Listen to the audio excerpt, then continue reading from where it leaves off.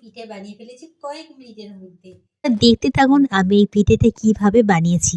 এখানে আমি নিয়ে নিয়েছি 1 বাটি সেদ্ধ চাল, অল্প একটু গোবিন্দভোগ চাল আর একটু বিউলির ডাল আমি ভিজিয়ে আধ ঘন্টা রেখে দিয়েছিলাম।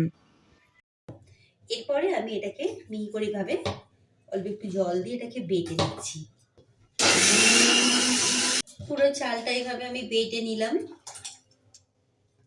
অল্প একটু নুন আর একটু জল দিয়ে এটাকে আমি একটু পাতলা করে গরম তাওয়াতে তেল লাগিয়ে হালকা করে এটাকে আমি দিয়ে দিলাম। এরকমই পাতলা করতে হবে যাতে এটা এইভাবে দেয়া যায়। খুব বেশি পাতলা হয়ে গেলে এটা ভালো হয় না। তো একটু আমি অল্প একটু জল দিলাম চালের গুঁড়ির মধ্যে। এটা এইভাবে ঢাকাতে দিতে হবে 1 মিনিটের জন্য। 1 মিনিট পর আমি এটাকে খুলে দেখাবো।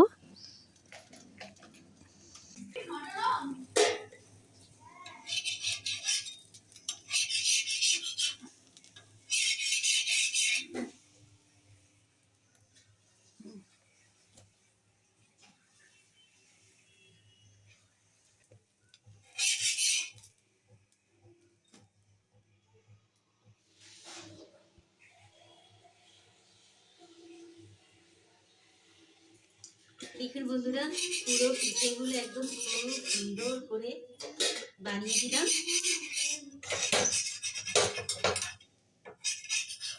একদম রেডি।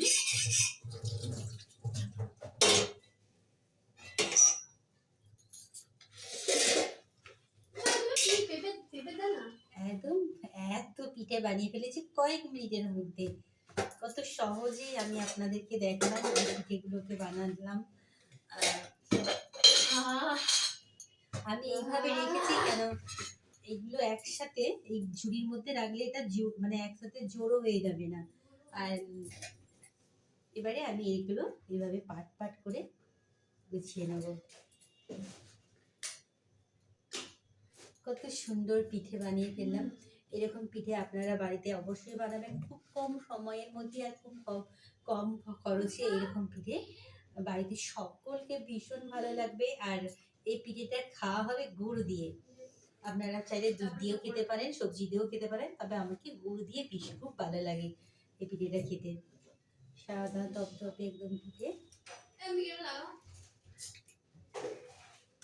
গরম গরম গুড় দিয়ে দারুণ লাগে খেতে।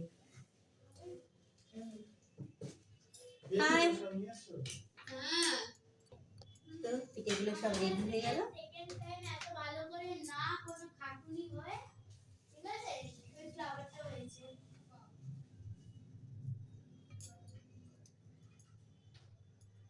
গুড় দিয়ে